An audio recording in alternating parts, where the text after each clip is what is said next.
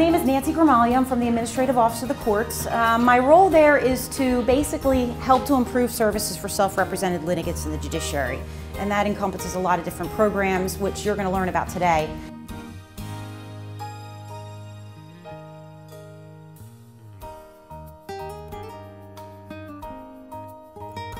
I'm learning a lot this morning. Specifically, there are a lot of online resources that I was not aware of that I'm going to be able to use to help the customers who come to me with questions. We're only halfway through, and I've already absorbed a lot of information. It's surprising how much is out there that we can access for free. This is the third of 4 sessions. The whole concept is that the public needs to know about how to access justice, and that doesn't mean getting to the courthouse. What it means is, what do I do when I get there?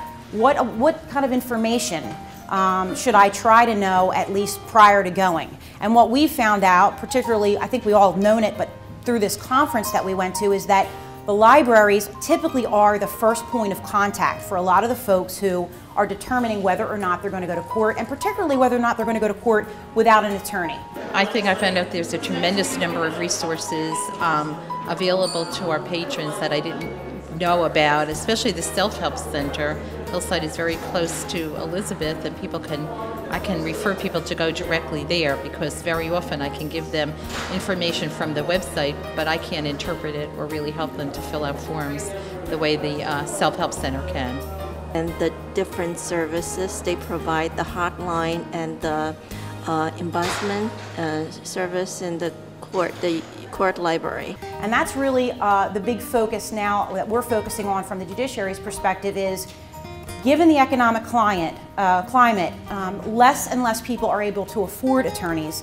And there's also a very educated population who says, I might be able to afford an attorney, but for this particular case, I really don't think I need one. I choose to represent myself, and I need some assistance through that process. So we are here hopefully to share with you a lot of the different court services that we have available to the public, particularly self-represented litigants, and hopefully create an open discussion with all of you about future planning between us and continuing the collaboration.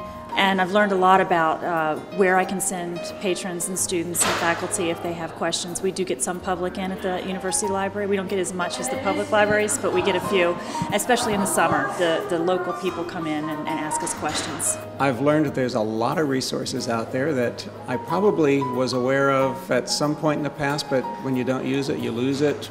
But it's a good reminder of all the resources that are there, and we do, as a public library, have more customers coming into the library asking for these kinds of services, so this has been invaluable.